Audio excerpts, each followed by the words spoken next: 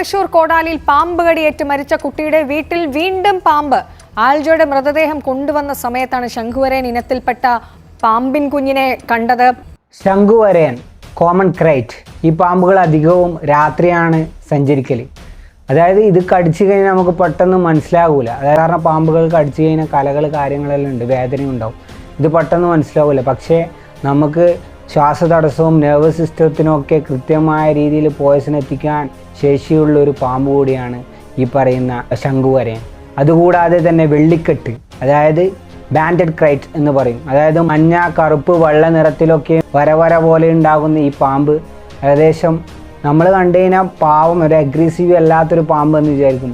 ഇതും വളരെ ഡേഞ്ചർ ആയിട്ടുള്ളൊരു പാമ്പാണ്. മിക്കവും തണുപ്പ് സ്ഥലങ്ങളിലാണ് ഈ പാമ്പിനെ നമുക്ക് കാണാൻ കഴിയുന്നത്. അതായത് നമ്മൾ അണലിയും മൂർഖനും ഒക്കെ ചർച്ച ചെയ്യാറുണ്ട്. പക്ഷേ നമ്മുടെ വീടുകളിലും പരിസരത്തൊക്കെ കാണുന്ന ഇതുപോലെയുള്ള പാമ്പുകൾ കൂടെയാണ് ഇപ്പോൾ മരണങ്ങൾ റിപ്പോർട്ട് ചെയ്യുന്നത്. നമ്മൾ മനസ്സിലാക്കേണ്ടത് കേരളത്തിൽ എല്ലാ വർഷവും ഈ പാമ്പ് കടി എന്ന ദുരിതം നമ്മൾ അനുഭവിക്കുന്നുണ്ട്. ഈ വേനൽക്കാലത്ത് തീർച്ചയായും ഇഴജന്തുക്കളും വിഷപ്പാമ്പുകളും ഒക്കെ മാളത്തിൻ്റെ പുറത്തേക്ക് മനുഷ്യർ തിങ്ങിപ്പാർക്കുന്ന വാസസ്ഥലങ്ങളിലേക്ക് തണുപ്പ് അന്വേഷിച്ചുകൊണ്ട് അവർ വരുന്നതാണ്. അപ്പോൾ നമ്മൾ കൃത്യമായിട്ട് നമുക്കിതിനെ പ്രതിരോധിക്കാനും മറ്റുമൊക്കെ നമുക്ക് കഴിയില്ല. പക്ഷേ നമുക്ക് മുൻകരുതലുകൾ എടുക്കാൻ കഴിയും. എങ്ങനെയാണ്? കൃത്യമായി നമ്മൾ വീടും പരിസരവും ഒപ്പവും വൃത്തിയാക്കി നമ്മൾ വെക്കുക. ഈ വീടിൻ്റെ പുറത്ത് നമ്മൾ വേസ്റ്റൊക്കെ ഡംപ് ചെയ്യുന്നത് മാക്സിമം ഒഴിവാക്കുക. അതുപോലെയുള്ള വീടിൻ്റെ പുറത്തുള്ള കിണറിൻ്റെ ചുറ്റുവട്ടത്തൊക്കെ നമ്മൾ ചേരി പോലെയുള്ള വസ്തുക്കൾ കൂട്ടിയിടാറുണ്ട്. അതും മാക്സിമം നമ്മൾ ഒഴിവാക്കേണ്ടതുണ്ട്.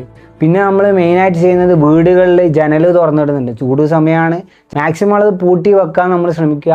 ഇനി അഥവാ തുറന്നിടണമെന്നുണ്ടെങ്കിൽ നമ്മൾ എന്ത് ചെയ്യണം?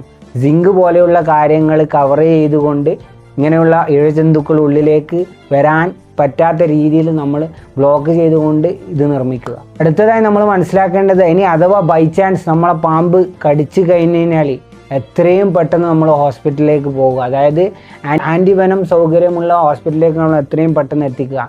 ഇനി അഥവാ നമ്മൾ എത്തിക്കാൻ കുറച്ച് ഡിലേ ആകുന്നുണ്ടെങ്കിൽ ഈ കടിയേറ്റ ഭാഗത്ത് ചെറിയൊരു തുണി വെച്ച് കെട്ടാൻ നോക്കുക. വളരെ ടൈറ്റായ രീതിയിൽ ഒരിക്കലും നമ്മൾ കെട്ടാൻ ശ്രമിക്കരുത്.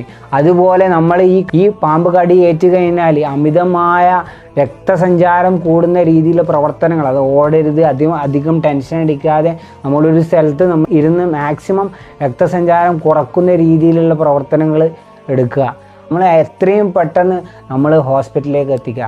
ആ കുട്ടിയുടെ കുടുംബത്തിന് സമാധാനം നൽകുമാറാകട്ടെ. അതുകൊണ്ട് ഈ വീഡിയോ നിങ്ങൾ മാക്സിമം നിങ്ങളെല്ലാവരിലേക്കും എത്തിക്കുക, ഷെയർ ചെയ്യുക. എന്നിട്ട് നിങ്ങൾ സ്വന്തമായി മുൻകരുതലെടുക്കുക.